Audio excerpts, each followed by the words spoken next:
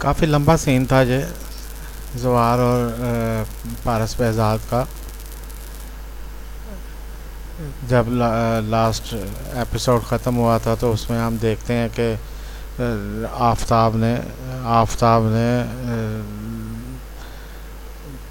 पारस के साथ जाना था, लेकिन बाद में पारस जो है वो फ्रंट सीट पर बैठकर ज़वार के साथ बाहर निकली और आफ़ताब को दरवाज़ा बंद करने का कहा जैसे वो मुलाजिम हो।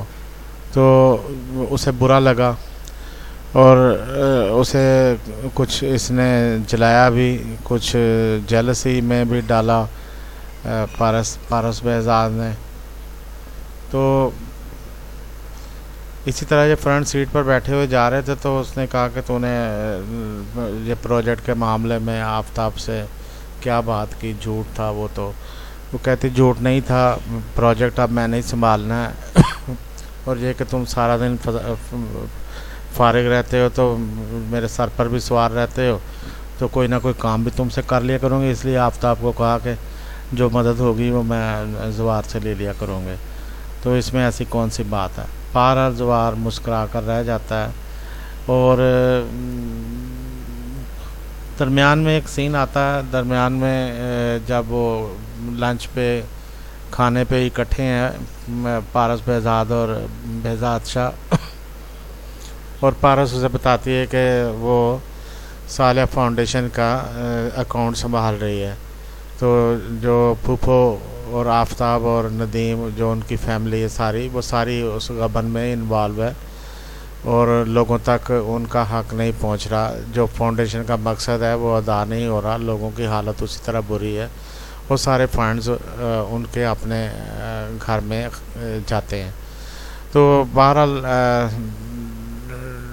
बेहज़ाद शाह उसे अपनी बेटी को रोकता है पारस को कि नहीं ऐसी बातें ना करो, लेकिन बाद में वो अपने मुलाजिम सिकंदर को कहता है कि तुम पारस का एक नया अकाउंट खोल दो और पुराना अकाउंट जो है वो सील कर दो, तो उसकी सारी डिटेल्स भी मुझे भिजवा दो। तो इस तरह ये दरमियान में एक सीन था। उसके बाद फिर हम देखते हैं कि पारस और ज़वार सड़क पर हैं, जा रहे हैं गाड़ी में और पारस जो है वो उसने कोई प्रोग्राम बनाया सी साइड पर जाने का और सी साइड पर जाने का। तो ज़वार वक्त उसे कहता है कि उसे परमिशन नहीं है, तो वो उसे एज ए बॉडीगार्ड इजाज़त नहीं दे सकता अगर कोई चीज़ उसके पापा की तरफ से परमिशन ना हो करने की।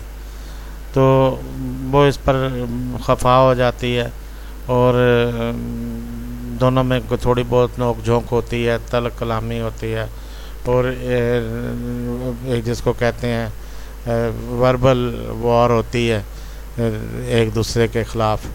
तो लेकिन फिर आखिर में आराम से बैठ जाते हैं और इसी दौरान पारस उसे कुछ पैसे निकाल कर देती है कि ये इस बकारी को दे आओ।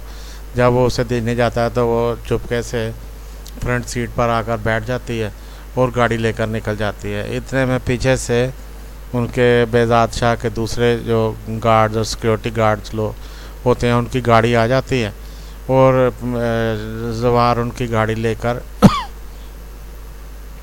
पारस की गाड़ी का पीछा करता है और एक जगह पर आकर उसे रोक लेता है। तो मजबूरन पुलिस भी पीछे होती है और मजबूरन पारस को गाड़ी रोकनी पड़ती है और गाड़ी से उतरना पड़ता है और पिछली सीट पर जाकर बैठना पड़ता है। और ये सीन जो है वो इसी तरह ये ख़त्म हो जाता है और वो कहता है तंज़िया तौर पर कहता है कि अपनी फ्रेंड्स को घर बुलवा लो और वहाँ स्विमिंग पूल पर ही अपना सी साइड समझ कर एंजॉय कर लो जो करना है। तो सी साइड पर नहीं जा सकते, तुम्हें प्रोग्राम अपना कैंसिल करना पड़ेगा और अपने फ्रेंड्स को बताना पड़ेगा कि प्रोग्राम कैंसिल हो चुका है। इस तरह उसे गुस्सा आता है, पारस को गुस्सा आता है और वो दिल में सोचती है कि मैं तुम्हें इस बात का मज़ा चखाऊंगी और इस तरह की कोई बात। तो दोनों सूरतों में ये सीन बेसिकली इमोशनली हमें दोनों की फीलिंग्स चेंज होती हुई फीलिंग्स थोड़ी थोड़ी करके एक दूसरे के लिए अंडरस्टैंडिंग पैदा होती हुई अंडरस्टैंडिंग वो दिखाता है। तो ये बजाते खुद एक लव सीन है, दोनों का इकट्ठे होना एक लव सीन है, और दोनों का जो भी बातें करते हैं वो बातें करना एक लव सीन है। और उसके बाद हम देखते हैं कि ये जो एक ओवरऑल सिचुएशन होती है किसी को प्रोटेक्ट करने की, ये बजाते खुद एक बड़ी इनवाइटिंग सी चीज़ होती है मोहब्बत के लिए। इसमें मोहब्बत का पैदा होना लाजमी होता है। औरत प्रोटेक्ट कर रही हो मर्द को, सपोर्ट कर रही हो या मर्द सपोर्ट कर रहा हो, प्रोटेक्ट कर रहा हो औरत को, चाहे वो आपस में जितना मर्जी तय कर लें कि हम प्रोफेशनल हैं और हम इस तरह, लेकिन उनके दरमियान आपस में फीलिंग्स एक्सचेंज होना लाजमी है। तो इसमें इस जॉब में और इस सारे जो इस वक्त सिचुएशन है उसमें ज़वार के दिल का बदलना और पारस के दिल का बदलना लाजमी है। दोनों में एक एक्सचेंज ऑफ फीलिंग्स होगी और दोनों एक नई फीलिंग्स में आ जाएंगे।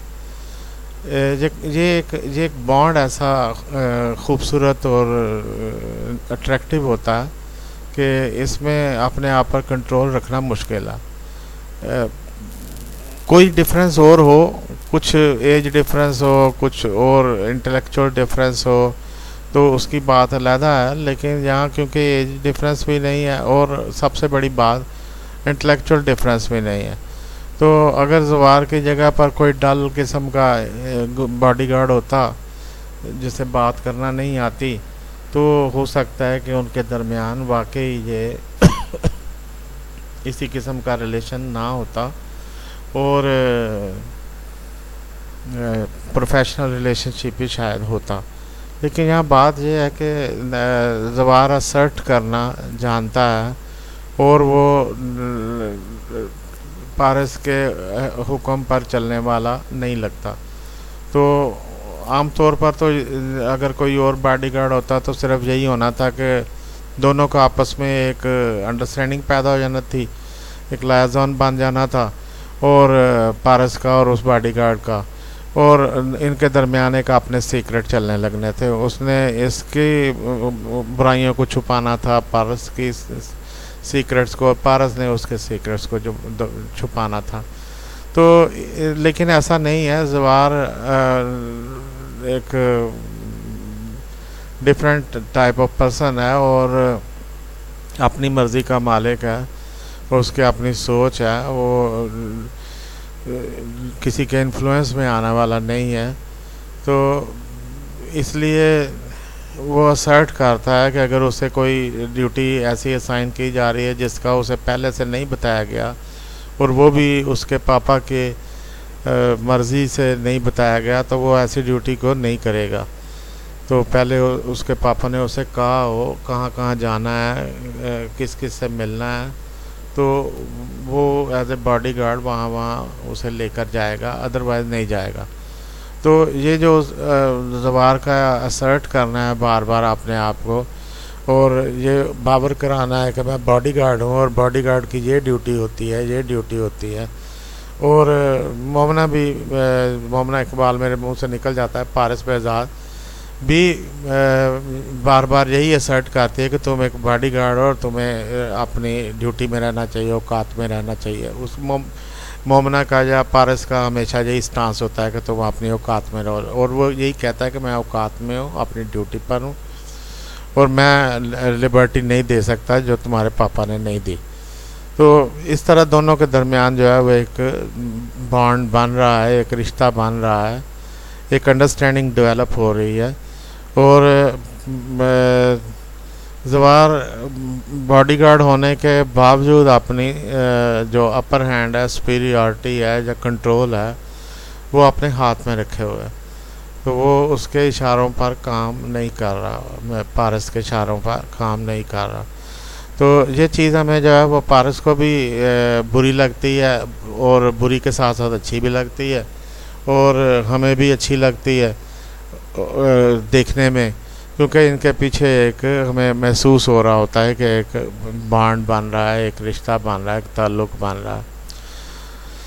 तो ये सीन, इसमें इतना लंबा सीन बताने का मकसद भी यही होता है कि व्यूअर उसमें इन्वॉल्व हो जाए और उसके साथ साथ बढ़ने चलने लगे।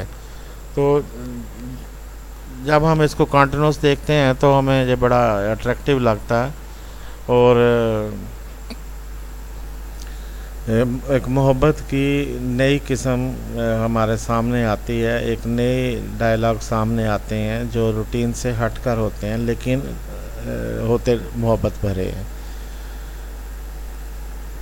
एंजॉय कीजिए, स्टे ब्लेस्ड एंड अल्लाह आपको खुश रखे। अल्लाह हाफ़िज़।